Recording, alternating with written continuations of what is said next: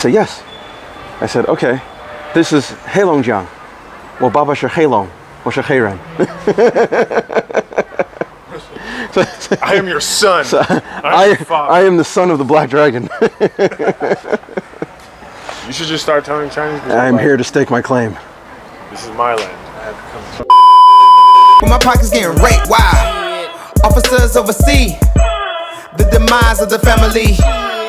Prisons are property. I'ma buy one and release me. That's the sound of your last dream. That's the sound of your dead son. How he only 12, but you saw him and he had a gun? I'm Stephen Hunter. I'm from Boston, Massachusetts, and I live here in Qiqihar, Heilongjiang Province, China. And I live and work here at Qiqihar University. All right. So how did you get to Qiqihar? Like, this is a very off the beaten path type of place. Very much, yes. How did you get here? I had been in China for a year immediately after my graduation from college in 2006. When I returned, I worked in state government for a little bit, and then I took a position in Boston's Chinatown. While I was working in Chinatown, I met a woman who was actually from this city and had been a teacher here at this university. She said, I heard, you were a teacher in China before, and the university in my hometown is interested in having a foreign teacher. So would you be interested in going?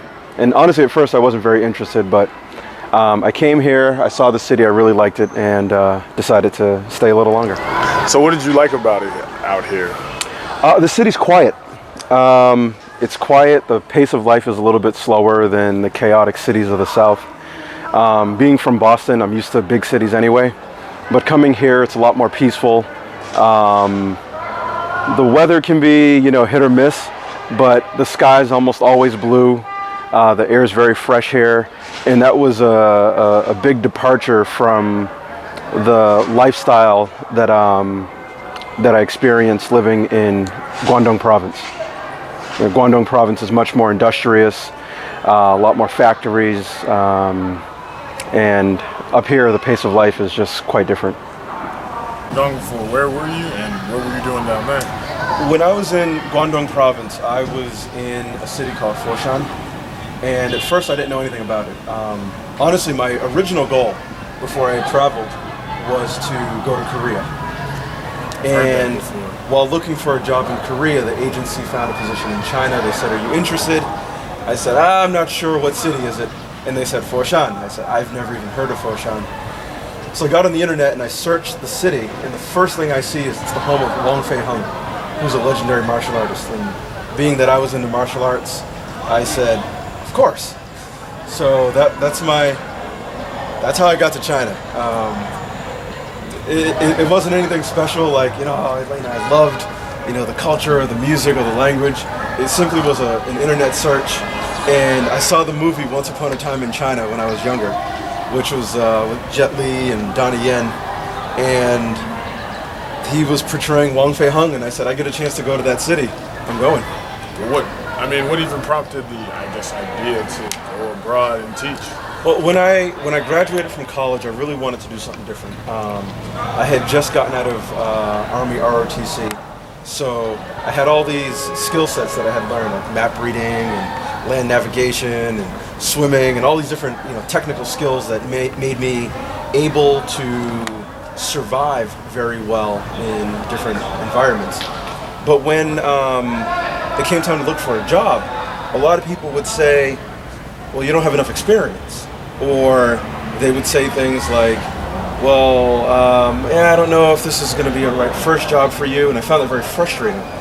But when I looked at positions overseas, they said, are you American? Yes. Do you have a college degree? Yes. Okay, you got a job. And it was literally that easy. So in some ways, I felt there were more easily available opportunities coming overseas. And that was true here, very much true here in China, and it's true in many other countries too that are in a American teachers to come here. There are a lot of opportunities out here. This is a city of 5 million people, so you can imagine how many middle schools, high schools, are out there looking for teachers with advanced English skills. And for anyone who's just wanting to get their feet wet, seeing if they really like the culture, there are a lot of positions for kindergartens and primary schools. So whether you end up here at the university or at one of the other, and there are other schools, other colleges in the city as well. So there's a media college just down the street here on the other side of the city. There's a teaching college. We have a medical university, which is about 20 minutes away. And you know, all of those institutions have opportunities for foreign teachers, specifically Americans, if you're looking for those opportunities. And what would you say, I guess, as a selling point of Chichihara, or I guess, because you said, you know, what attracts you to it, and Right. it's, you know, it's a slower pace of the environment. It is 5 million people, which sounds daunting when you think New York City has 6 million. That sounds like a lot of people, but in China numbers, that's actually considered a small city. And that's 5 million within the greater Chichihara city. The main part of the city, I think, is about maybe 3.5 million. But I think the main selling point is that many people are often concerned about environmental issues when it comes to China. Heilongjiang is so far removed. It's kind of like the Alaska of China, or maybe even the northern Maine of China. It's very isolated. The winter is unbelievably cold. I'm not going to lie, but No, that's cold. it's a different level of cold. Minus 20 would be a normal day in February. I mean, it gets cold. But if you can deal with the weather, if you can deal with some of the cultural differences that you experience, or if you're looking forward to cultural differences, then definitely this is the place for you to. I guess what would you say has been the biggest challenge for you just living in China? And, you know, I mean, you've got 11 something years of wait, hold on. Nick, I need you to, hold on. I need you to film this. Like, why do they have these jerseys with no numbers? Hey, 凯尔特人，我是波士顿人 Like, what? What's going 啊！ on? 你们过来一下，过来。 They literally have no numbers.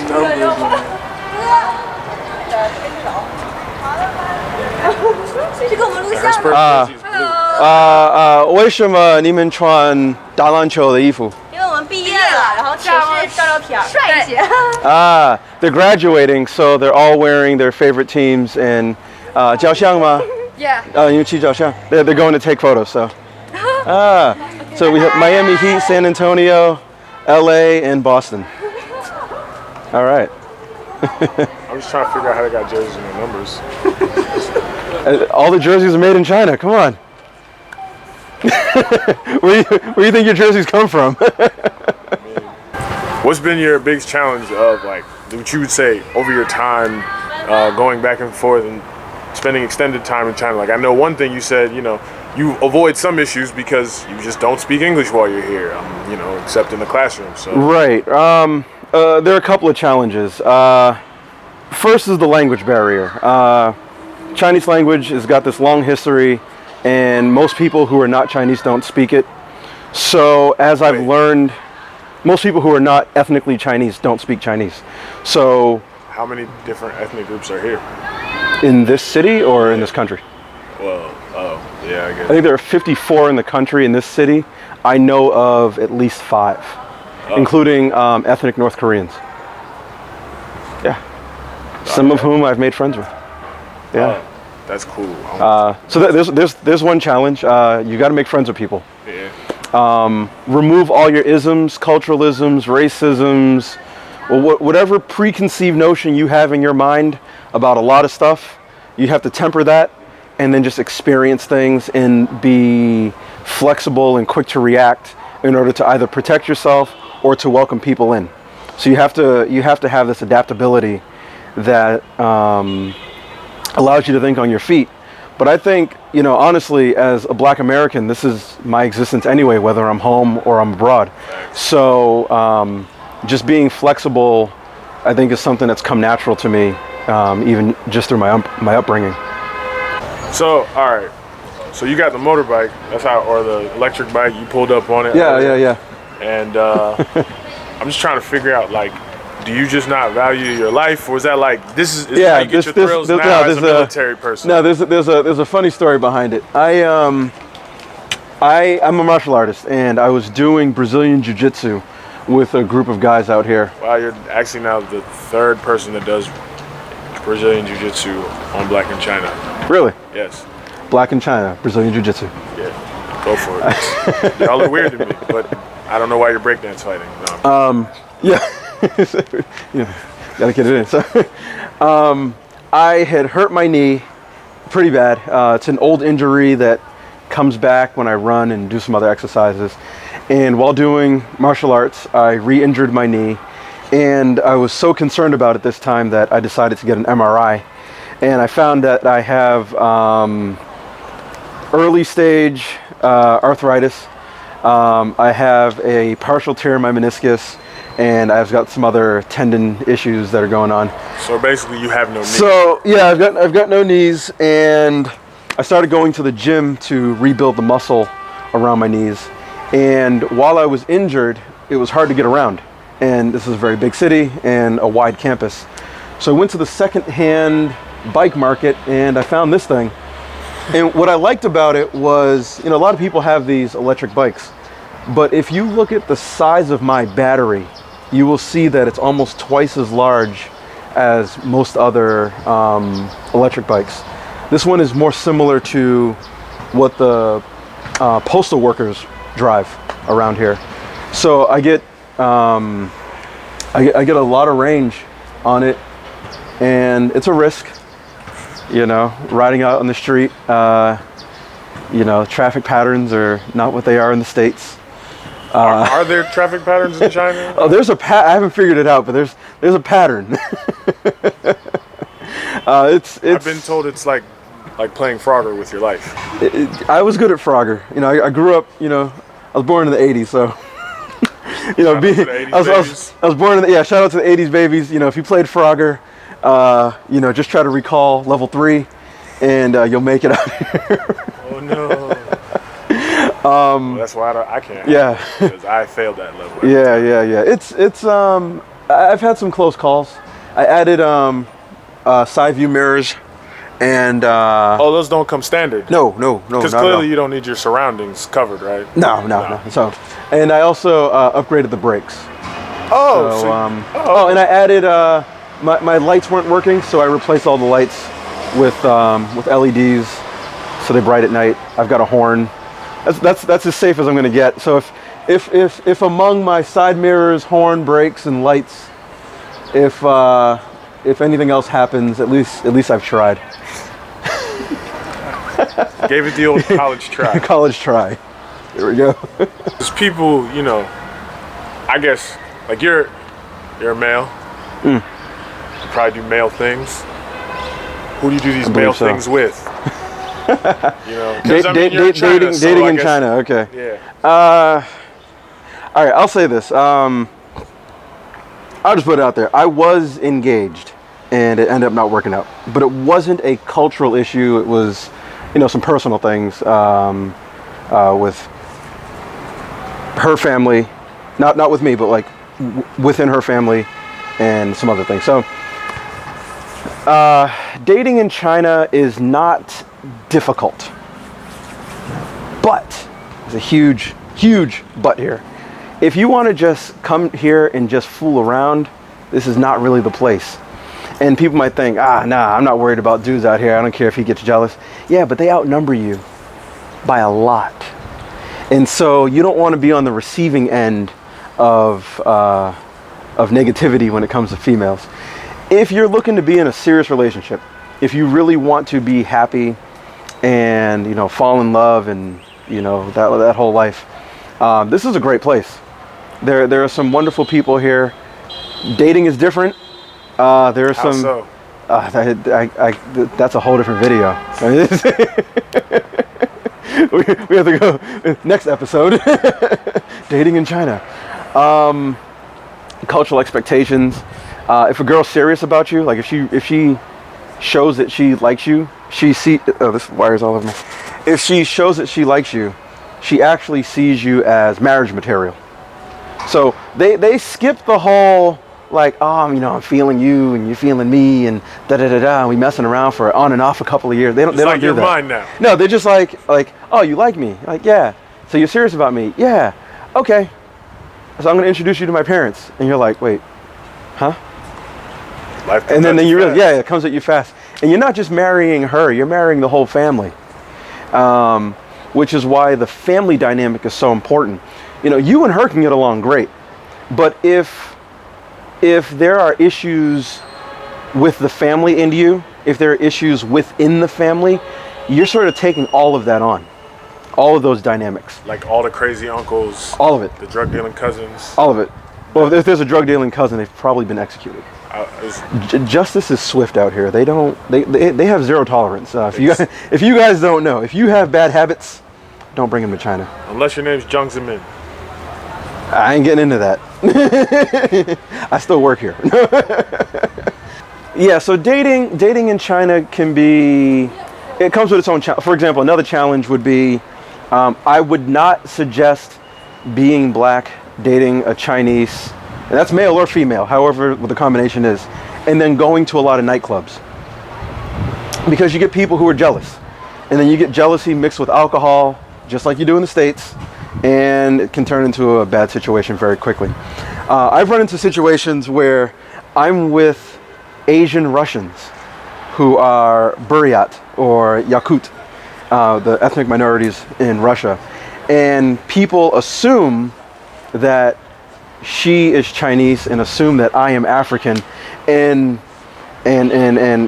go on to, you know, berate us and say bad things and say, you know, make negative comments, and some people even come over and gotten physical, like pushed and shoved me, only to find out that I'm American and she's Russian, and then they've lost face, and that's, you know, it's, yeah, then the whole thing is very embarrassing for them. And but I will also say a lot of people will defend you, but you know, you gotta watch yourself, especially in the big cities.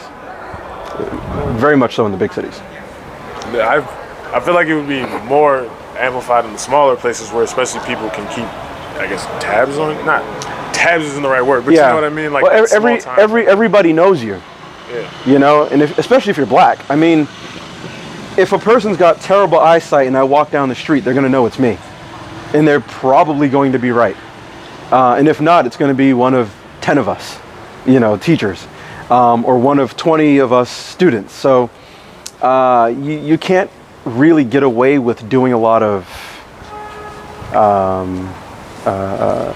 you know, sort of foolishness. Yeah, foolishness. You know, nonsense. Leave a lot of that at home. You know, again, it's kind of like, you know, you go into someone else's house and you expect the rules to be the same, and then you find out that they're not. You may be on the negative receiving end of policy and not even be aware of it. Yeah. So, you know, come here, be respectful. If you're dating somebody or, you know, you're looking for a girlfriend, just be honest. Be honest with her. Be honest with yourself. And avoid trouble. Avoid trouble. But what would you, I guess, in case of your experience as a black person being in China, like, you know, do you think I missed anything that you would want to cover? No, you covered it pretty well. But in my travels, I've been to a few other countries. And so that's given me a very different perspective. I haven't been to Europe yet. I will say that. Europe and South America. You're not missing anything. I haven't been to yet. But I do know that culturally, the U.S. and Western Europe are very close. So again, I don't think I'm missing anything. No, you're not. Don't go. But unless you're gonna steal the gold back. Okay, yeah. I went to Vietnam. That was one of my first trips, and the reason I went there was obviously we had the Vietnam War. Did you see the tunnels? The history. I went through the tunnels. I actually crawled through the tunnels, and it gave me a very different perspective, a different feeling. Where, you know, here's this war that we talk about in very abstract terms, especially for young people who didn't experience it or didn't experience the draft. Facts. But now the country is stable enough to take Americans on vacation, and peaceful enough that they welcomed me in their country, and that kind of blew my mind. It sort of threw me off because I was thinking, like, you know, here are some people that didn't really, didn't defeat us in war. We left the country, but we did not. Didn't they kind of win though? Them tunnels. We weren't winning with the tunnels. I don't want to get into win or loss, but I will say ultimately, our side did not prevail in the end of that conflict. But what was interesting is, just what 40 years later, I can go there for vacation, and that was eye-opening. Another trip I took was I went to Russia. Everybody kept talking about Russia. To this day, they're still talking about Russia. So I decided to go to Russia. I wanted to see it firsthand. And, I swam in Lake Baikal, the deepest freshwater lake in the world. Met different ethnic people from Russia. And one of the people who helped me out in a situation that I ran into was from Chechnya. And in my mind, I watched a lot of action films, especially from the 80s and early 90s. And the Chechnyans, the Chechnyans were always like the ultimate bad, like the Russians were bad guys, and then the Chechnyans were like the ultimate bad guys. And here I am in Russia, and a Chechnyan is going out of his way to make sure that I was safe, make sure that I was housed, make sure that I was able to get to a certain office, make sure that I was able to get on my plane. And he didn't have to. That blew my mind. And the thing that he said to me, though, was, it was in broken English, but he said, in your country, you're different. In my country, I'm different too. So we're brothers. And it kind of blew my mind. It was like, wow, I'm American. I got this US passport. So I'm able to go around and do things that every other American can do. And nobody can deny that from me. But at the same time, my ethnicity gives me the ability to befriend people who normally wouldn't befriend Americans, and to educate people about America who normally wouldn't have conversations about America.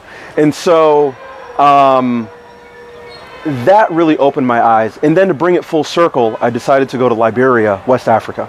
And if you don't know about Liberia's history, the short version is the United States created Liberia.